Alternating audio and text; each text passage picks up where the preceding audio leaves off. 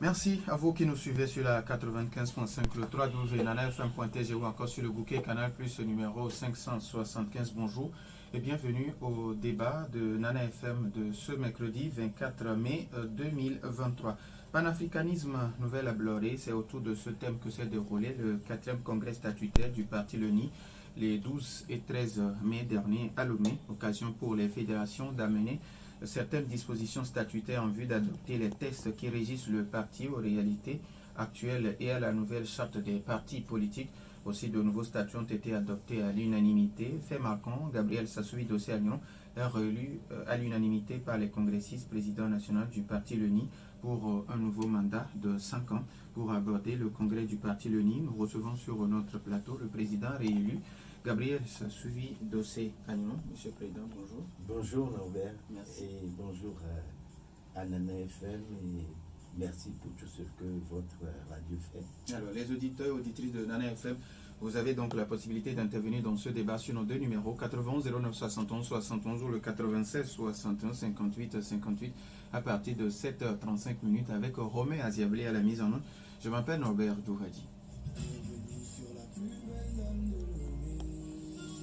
Une fois encore, merci pour votre fidélité d'écoute. Alors, Monsieur Gabriel Sassoui Dossé-Agnon, est-ce qu'aujourd'hui vous avez le sentiment d'avoir réussi ou d'autres ont échoué quand on parle aujourd'hui d'organisation de congrès des partis politiques à Lomé? Disons que nous ne sommes pas à notre premier congrès, c'est le 4e en ce genre, donc il y a l'exercice et la pratique qui font que certains événements peuvent être canalisés et maîtrisés. L'harmonie, la recherche de l'harmonie entre les militants est une tâche nécessaire et c'est ça même l'animation d'un parti politique et le chef d'orchestre qui devait l'animer, c'est le président. C'est lui qui fait en sorte que les contradictions et les envies et l'appétit des uns et des autres soient canalisés et maîtrisés pour que le parti puisse vivre. Dans tout groupe, que ce soit même une équipe de football, vous avez des attaquants, quand vous ne les faites pas jouer, ils sont jaloux des autres qui sont sur le terrain. Donc le capitaine de l'équipe, le chef d'orchestre, c'est lui qui doit faire en sorte que chacun y trouve sa place et que chacun se rende nécessaire à l'œuvre commune. Bon, disons que cette vision des choses est inscrite dans les principes de notre parti, dans notre manifeste, et que nous appelons notre voix. Et à travers ce manifeste, nous pouvons tirer les ressources nécessaires pour créer le lien entre les militants. Et je crois que c'est ce qui a été fait. Mais vous faisiez allusion à nos amis qui ont eu quelques petites difficultés. Je suis un peu navré, puisque notre parti et le CAR avions fait une alliance appelée la coalition renouvelée. Et c'est avec cette coalition renouvelée que nous avions été aux élections. Donc, pour nous, au parti LENI, nous sommes désolés. Nous ne pouvons pas, comme les gens leur jettent la pierre, se réjouissent de ce qui s'est passé pour nous. Nous sommes prêts à contribuer à ce qu'ils arrivent à trouver le lien nécessaire. Mais leur problème, c'est la disparition de leur président. Maître Agboibo est immense et sa succession aussi. Les difficultés que nous rencontrons ou qu'il rencontre montrent que le patron était immense. Donc, je crois qu'avec la grâce de Dieu et surtout l'appui de Maître Agboibo lui-même au-delà pourra amener la sagesse dans le parti pour que son parti puisse revivre et s'organiser pour les élections législatives qui vont venir. Alors, il n'y a pas seulement le cas, il y a votre ancienne maison aussi, à l'Union des Forces de Changement. Oh là, le patron existe. Donc, ces contradictions de deux convocations et autres, je crois que M. Ehin a la capacité de diriger ce parti c'est les ambitions et surtout les relations claniques de famille qui sont en train de polluer leur organisation. Quand j'étais militant du parti UFC, nous étions tout le temps confrontés à ce système-là où aujourd'hui le président vous dit I et les membres de la famille vont le voir et il dit Z. Donc, comme il était, son charisme et sa vigueur faisait que l'harmonie régnait. Maintenant qu'il est un peu affaibli avec l'âge, je crois que c'est ça qui fait que l'harmonie nécessaire n'arrive plus. Il faut toujours créer l'harmonie au sein des militants. Alors, aujourd'hui, le gros souci des partis politiques au Togo, c'est la relève ou la succession qui est mal préparée ou mal assurée. Vous y pensez déjà ou bien c'est au soir de votre vie que vous aussi vous allez y penser? Non, nous avions déjà, parce que nous sommes un parti qui est de la social-démocratie et dans les fondements d'un tel parti, il y a déjà la notion d'existence des courants. Vous avez vu quand nous avions déposé notre démission pour pouvoir préparer le congrès, nous avions demandé ceux qui ont un projet pour le parti et ceux qui pensent qu'ils peuvent diriger le parti, ils n'ont qu'à amener ces projets-là. C'est sur des projets et non sur des personnes que nous devons discuter. Et je crois que c'est ce que nous avons fait et nous continuerons. Au 3e congrès statutaire, c'était la même chose.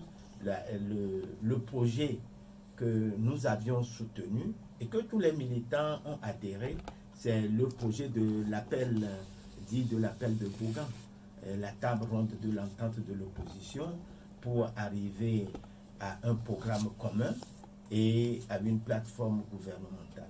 Donc, nous pensions que le moment venu, le parti pourra survivre après nous et même de notre vivant, nous pourrions passer la main. Il y a aussi ce débat-là que tout le monde mène, c'est le débat de l'alternance au niveau des partis politiques. Au niveau des partis politiques, l'alternance peut advenir, mais il ne faut pas oublier que le président d'un parti politique, il a l'obligation de faire connaître son parti, le parti qu'il incarne, au niveau national, pour donner une chance à ce parti d'être assez bien connu pour pouvoir briguer la magistrature suprême.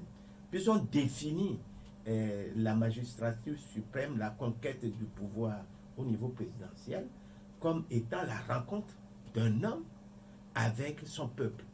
Si la personne fait 5 ans, il est remplacé, il n'a pas le temps d'imprimer sa vision et même son visage dans la tête de nos compatriotes. Donc, le temps nécessaire pour qu'il puisse atteindre cette maturation et donner ce point de vue aussi pour avoir l'adhésion de la population à sa personne aussi est nécessaire pour les partis politiques. Mais on confond avec l'alternance au niveau de l'État. L'État, c'est extraordinaire. Le président de la République, c'est lui qui incarne tout. Il a toute l'administration, il est le patron de tout. Et si on le laisse pendant très longtemps, il n'a plus la limite des choses. Et c'est l'alternance qui lui crée la limite. C'est pour ça que la transparence des élections présidentielles est aussi importante. Puisque si la personne gère bien, le peuple peut lui faire confiance et il recommence.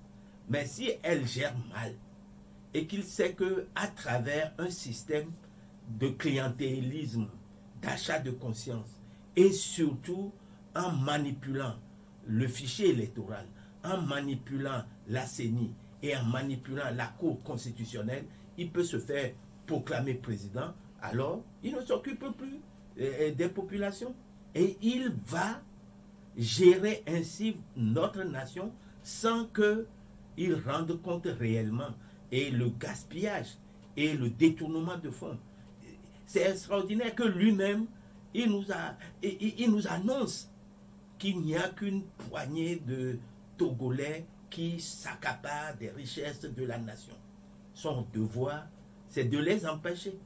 C'est de les traduire devant la justice pour que ces moyens-là servent à éclore une nouvelle société et surtout à faire en sorte que le plein emploi soit un objectif visé par lui. Alors, qu'est-ce que, parlant de votre congrès, concrètement, qu'est-ce qui a été fait, surtout les nouveaux statuts avec la charte des partis politiques? Ah, c'est très intéressant votre question.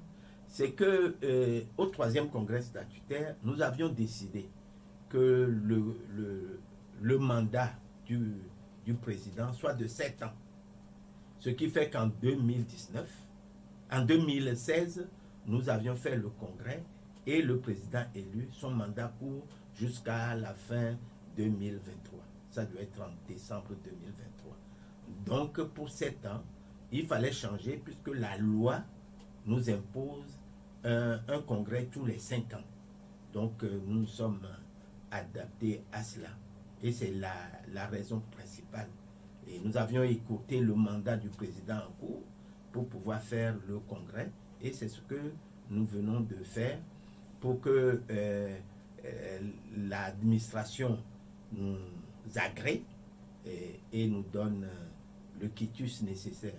Nous avions déjà déposé la liste et les documents afférents aux nouveaux membres fondateurs, puisque le nombre des membres fondateurs est porté à 60, je crois. Nous l'avons déjà déposé depuis le 26 décembre 2022. Donc nous sommes dans un processus, au Parti Leni, nous sommes dans un processus. On a déposé la liste et les documents afférents pour les membres fondateurs. Il y a eu un suivi. L'administration nous a dit qu'elle a pris bonne note et que les dossiers sont agréés.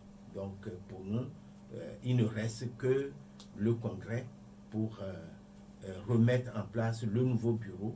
Et un nouveau bureau a été élu. Et nous sommes maintenant, je crois, totalement en règle avec la nouvelle charte des partis politiques. Alors, avant de donner la possibilité aux auditeurs, vous avez également abordé la question des élections qui s'annoncent. Vous avez quitté entre-temps la DMK pour la DMP. Est-ce que vous allez y participer à ces élections avec la DMP ou bien avec le Parti Leni? Non, nous sommes dans une dynamique pour la majorité du peuple que vous appelez la DMP, qui, par essence, veut aller à ces élections. Si nous avions quitté la DMK pour la DMP, c'est pour aller à ces élections. Donc nous irons aux élections avec la DMP. Et la DMP veut que nous soyons au niveau de toutes les circonscriptions électorales. Nous voulions une majorité. La DMP veut une majorité pour les élections législatives afin d'imprimer une nouvelle gouvernance à notre nation et d'amener notre jeunesse à comprendre que l'essentiel, c'est le travail. Faire en sorte que l'éducation soit au centre de nos préoccupations. On dit souvent que l'étude, que l'école est l'ascenseur social. Si un pouvoir néglige l'école, ce n'est pas bien. Donc, nous allons mettre l'école de la République au centre des préoccupations. Le projet de la DMP, au moment opportun, nous allons le développer et faire en sorte que la population ait une adhésion, qu'elle se retrouve dans ce projet-là. C'est notre vision des choses. Nous avions malheureusement fait un débat interne avec nos amis de la DMK. Parce que nous sommes partis à la DMK pour aller à des élections. Nos militants qui nous ont mandatés pour adhérer à la DMK, nous ont mandatés pour aller à des élections. Maintenant, la DMK ne veut pas aller à une élection. Nous sommes obligés d'en débattre avec nos militants pour avoir le cutus auprès de ces militants-là pour se dire, nous n'allions pas aux élections. Mais le peuple nous dit, ce qui s'est passé en 2018, qui est un traumatisme. Vous devez abandonner cela. Vous ne devez plus le recommencer. Allez aux élections. C'est pour ça que nous nous sommes organisés pour, au niveau de la DMP, avec Madame Adjamako, pour pouvoir aller à ces élections-là et donner une nouvelle espérance à notre peuple. On ne peut pas s'asseoir et voir les autres. Ça, le peuple nous l'interdit. Alors, ce qui veut dire qu'après les élections, la DMP va disparaître? Non, chaque chose a son temps. Nous avons un programme, un projet de société que la DMP va porter. Donc, si on porte un projet, ça doit être un projet pour une durée de la mandature. Donc, ça doit être un projet qui doit être porté pour 5 ans. Donc, pendant ce temps-là, on peut voir comment s'aménager pour que la DMP continue son travail jusqu'à ce que le peuple togolais soit satisfait de sa gouvernance et que nous éliminons la pauvreté. Notre objectif, ce n'est pas d'être élu. Notre objectif, c'est de permettre à notre peuple d'avoir la satisfaction d'être bien gouverné. Et c'est cela notre motivation. Moi, comme je le dis, je suis un homme engagé et non un homme politique. Je suis engagé pour le bien commun. Et je me battrai toujours pour que chaque Togolais puisse avoir du pain, avoir de quoi manger. Et c'est l'objectif de la DMP. 91 09 71 71 ou le 96 61 58 58.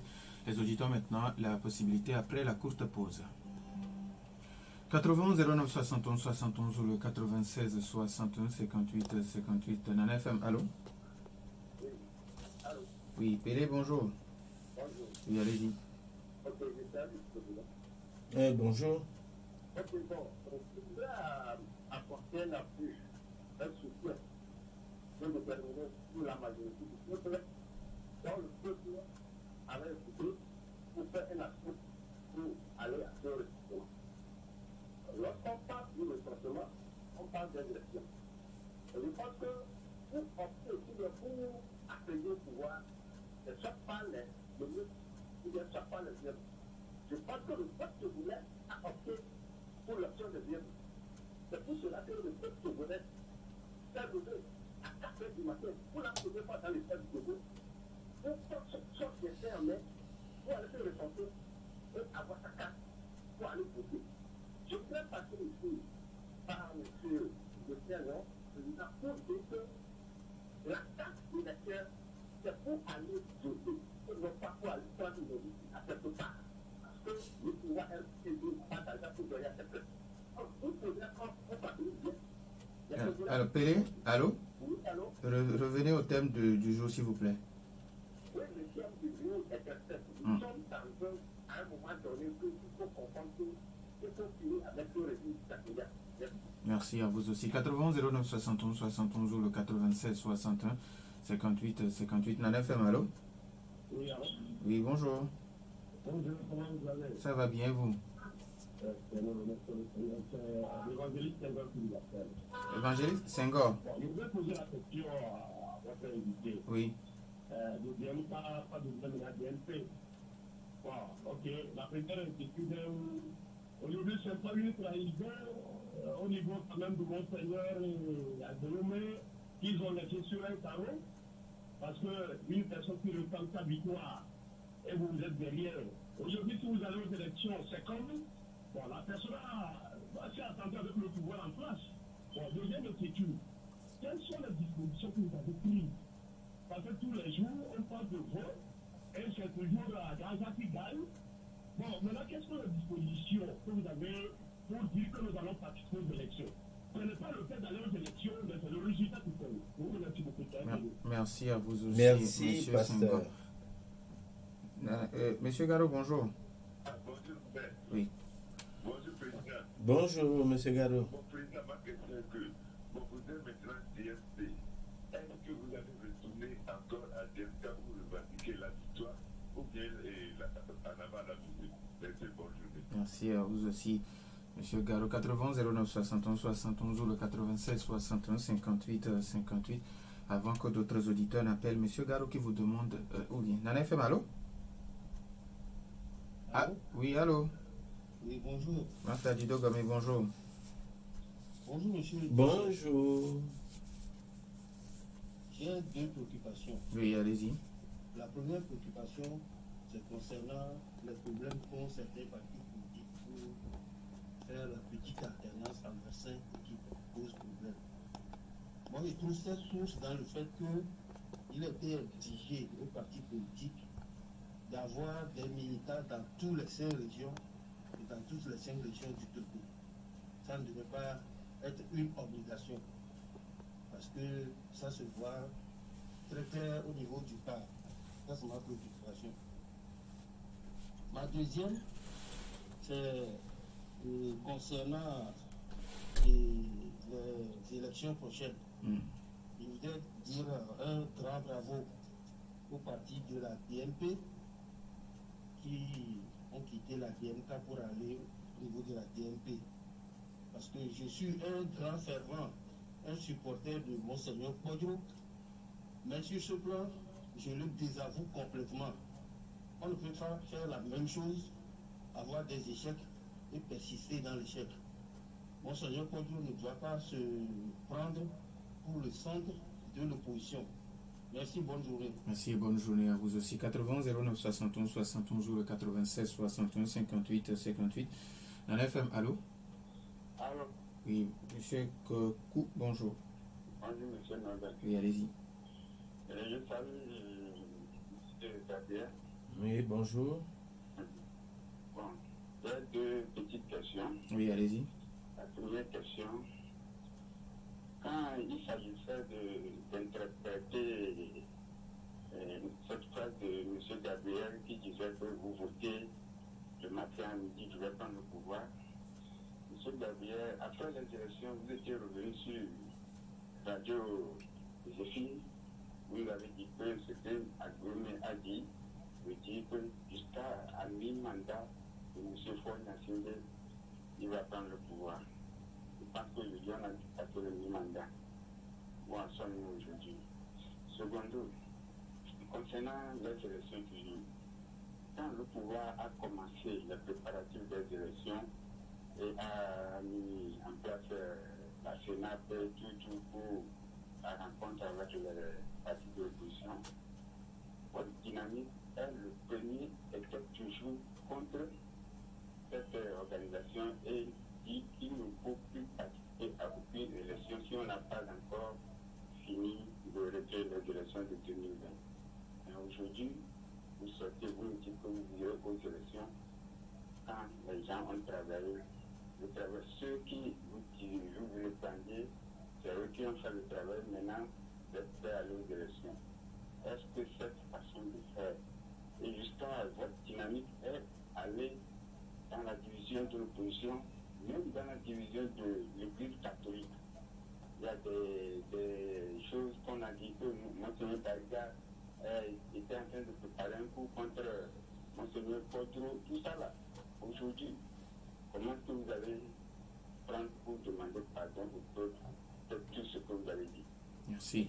Merci à vous aussi. Monsieur Kokou, je pense que on ne va plus prendre d'auditeurs. Alors, on va commencer avec le tout dernier auditeur qui dit que, entre-temps, la DMK était contre tout ce qu'il y a comme cadre de discussion, la CENAP, le CPC.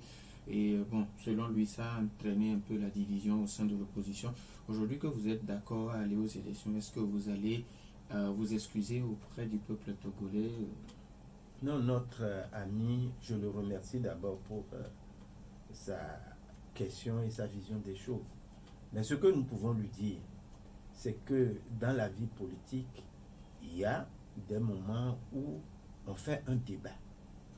Et ce débat est contradictoire. Je peux dire que ce que tu fais n'est pas bon. Il faut le faire de cette manière si tu veux que nous participions ensemble. Je le dis, je te pousse à bien faire, à réorganiser les choses. Mais si vous vous entêtez dans votre refus de le faire, il faut que nous arrivions à une synthèse au sein de nous-mêmes pour voir quelle est la situation la plus optimale pour le peuple togolais. Pensons au peuple. si je pense que le peuple a besoin d'une assemblée qui le représente valablement, alors je fais fi de ce que je disais parce que je voulais corriger quelque chose. Si l'autre s'entête à ne pas le corriger, je vais dire que parce que lui s'entête à ne pas le corriger, je vais rester à la maison. Nous avions fait ce genre de politique qui n'a pas servi. Moi j'ai l'expérience de l'UFC, on l'a fait, ça n'a jamais servi les intérêts du peuple. Pensons à l'intérêt du peuple. Aujourd'hui, au niveau de la DMK, je réponds immédiatement à l'un de vos, d'un intervenant qui pensait à est-ce qu'il n'y a pas eu trahison? Non, je lui dis qu'il n'y a pas eu trahison.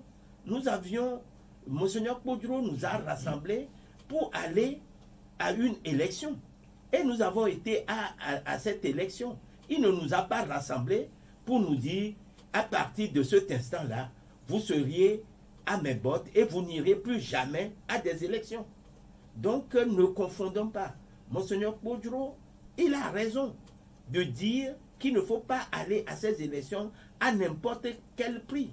Et nous nous battons au niveau de la DMP pour aller à ces élections, pour obtenir le minimum de conditions de transparence. Pour nous, il nous demande quelle garantie nous avons. La garantie, c'est le peuple.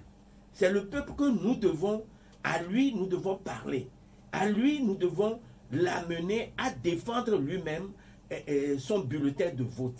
Et je crois que ce message est compris par la population et on a vu l'engouement que le recensement a suscité. Ça a dépassé même l'attente des organisateurs.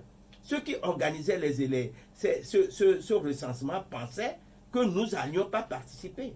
Et c'est pour cela que Mme Adjamagbo a demandé que nous parcourions partout pour sensibiliser. Tout le monde sait que c'est la DMP qui a sensibilisé. Moi, j'ai fait plusieurs marchés pour amener nos sœurs et nos mères à comprendre que nous n'avons que le bulletin de vote pour faire changer le cours de l'histoire de notre pays. Et c'est sur ça qu'ils sont partis s'inscrire.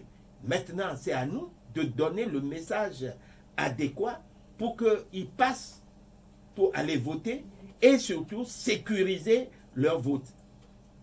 La manière où on vole les élections présidentielles n'est pas de la même façon pour voler une élection législative. L'élection législative se passe dans chaque circonscription électorale. Or, l'élection présidentielle, c'est tout le Togo qui est la circonscription électorale. Donc, chacun, à son niveau et dans son village, dans son quartier, doit se battre pour que le vote qu'ils ont fait soit proclamé. Et nous nous organisons pour cela. Donc, c'est la garantie que nous avions pour aller à ces élections. C'est le peuple qui nous a demandé de ne pas boycotter et nous croyons que le peuple va s'organiser pour défendre sa victoire.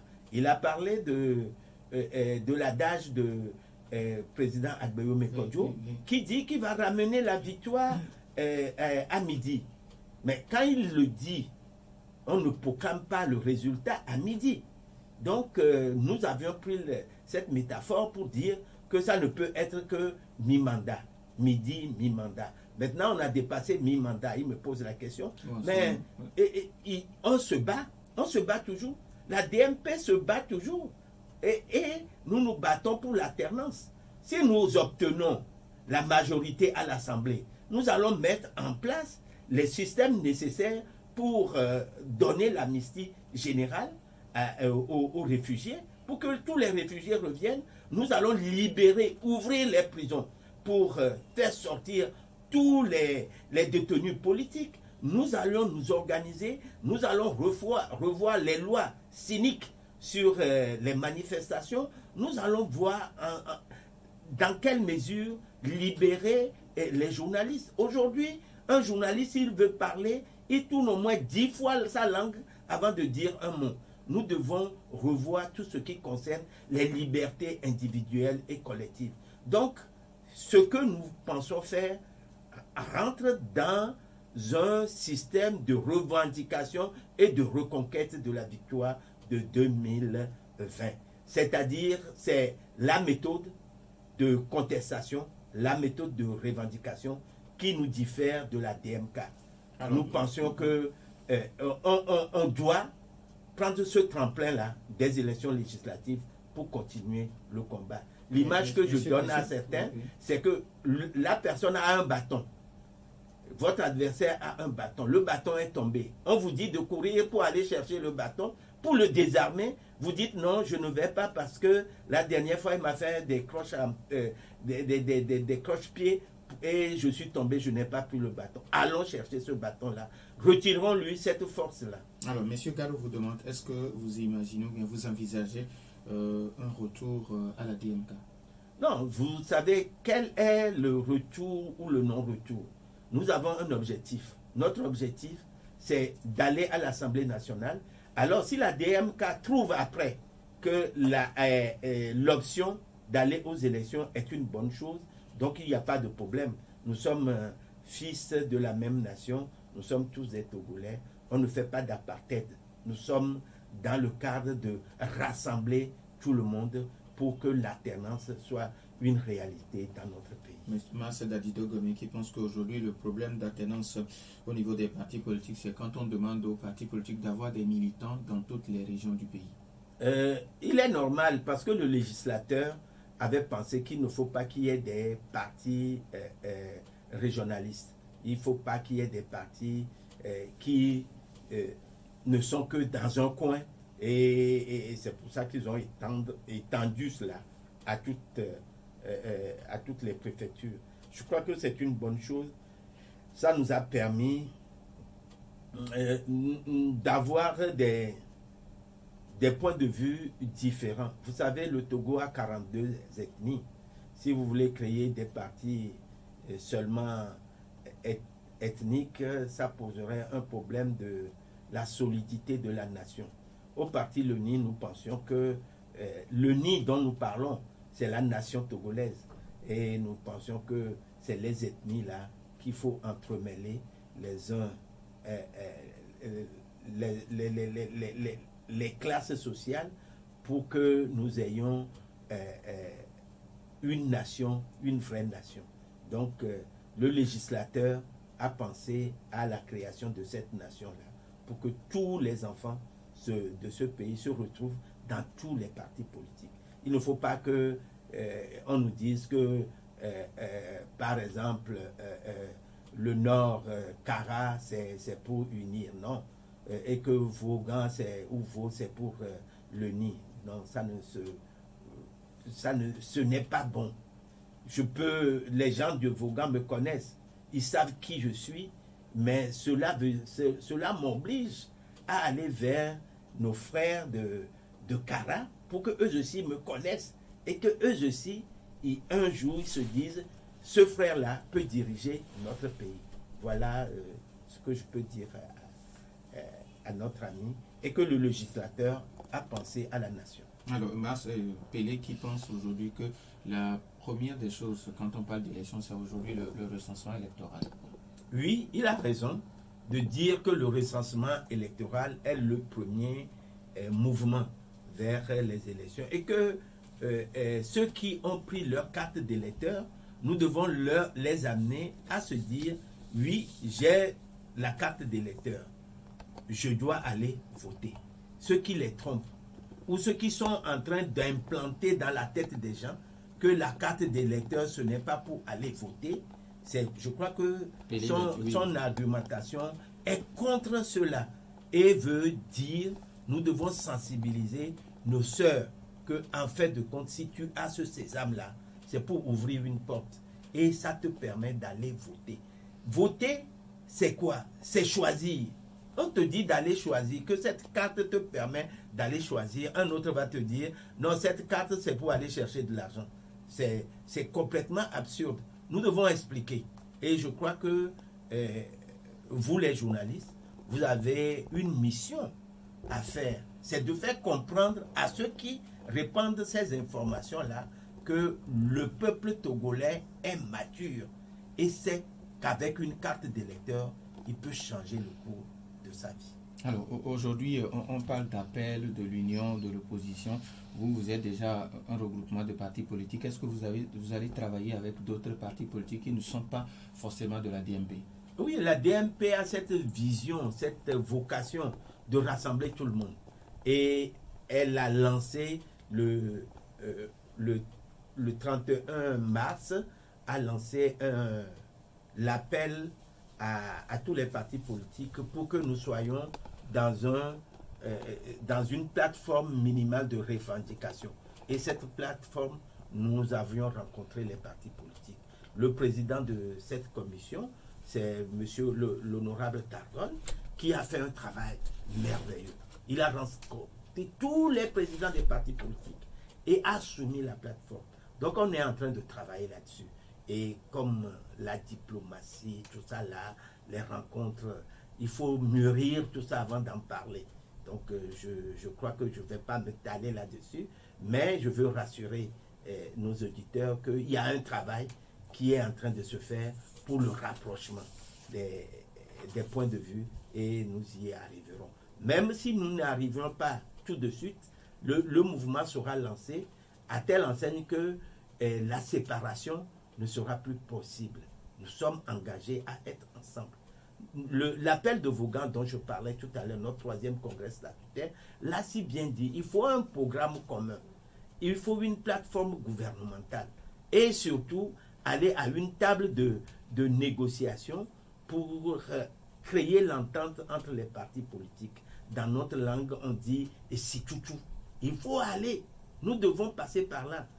Nos amis de l'ANC sont fâchés parce que nos amis du CAR, tout le monde est fâché contre tout le monde. Allons à cette table ronde de l'entente de l'opposition et si tout arrivera et on va s'entendre. La nation togolaise nous oblige à le faire. Mais ce qu'il faut aussi, c'est que quand les plaies sont ouvertes, béantes, il faut du temps pour colmater. Et Mme Adjamabo Johnson travaille beaucoup là-dessus. Elle appelle, elle fait les démarches nécessaires. Bon, nous allons prier que Dieu l'aide à pouvoir réaliser ce travail qu'elle est en train de faire. Il faut la féliciter, c'est une battante. Depuis la conférence nationale souveraine, elle est au front pour que le Togo ait cette alternance et que notre peuple puisse bien vivre. Alors, il y a un auditeur qui vous demande, est-ce que ce qui veut dire qu'il n'y aura plus des coups bas, des clashs un peu partout au sein de l'opposition togolaise? Oui, nous le souhaitons, c'est notre vœu. Mais comme on dit chez nous, Venavi, Vétan, et on a problème vide, mais on va essayer de l'éviter au maximum. On va essayer de faire en sorte que on va mettre des isolants qui doivent filtrer certaines informations. Parce qu'en fait de compte, c'est les informations. Tel a dit ceci. Moi, j'ai eu à parler de... j'ai dit un mot. Monsieur Nsoupoui l'a mal pris. Il a piqué une crise. Mais tout ça, c'est... il suffit d'un coup de fil et on essaye d'arranger les choses. Donc, lui et moi, il n'y a pas de difficulté entre nous, mais j'ai fait une comparaison qui ne lui a pas plu. J'ai parlé de prostitution politique, ça ne lui a pas plu, et il était énervé. Mais cela ne veut pas dire que lui et moi, l'amitié que nous avions cultivée pendant 3 ans au niveau de la DMK va disparaître. Nous sommes là, j'ai fait une comparaison parce qu'un pasteur a dit qu'il y a de ces fidèles qui s'en vont, qui reviennent, qui courent toutes les chapelles. Bon, ça ne lui a pas plu, je lui présente mes excuses et puis on passe. C'est lui-même qui sait sa conviction, ce qu'il veut. Moi, je lui présente mes excuses. Mais en parlant de ça, il était un peu énervé qu'on le traite de prostituée politique. Mais c'est les faits que j'ai interprétés et cette interprétation est peut-être mal venue. Donc, dit comme ça, c'est fini. Il n'y a pas d'animosité. C'est lui-même, c'est sa conscience qui va le juger? Nous disons merci à Gabriel Sassouvi Dossé-Agnon, le président réélu du parti politique LENI. Merci également à vous, chers auditeurs, pour votre fidélité d'écoute à Nana FM et à cette émission. Merci également à Romé Aziablé qui a assuré la mise en onde. Merci aussi à Maïmoun Hassan derrière la caméra pour la page YouTube Norbert Djouadi. Je suis Norbert Djouadi. Bonne suite de nos programmes.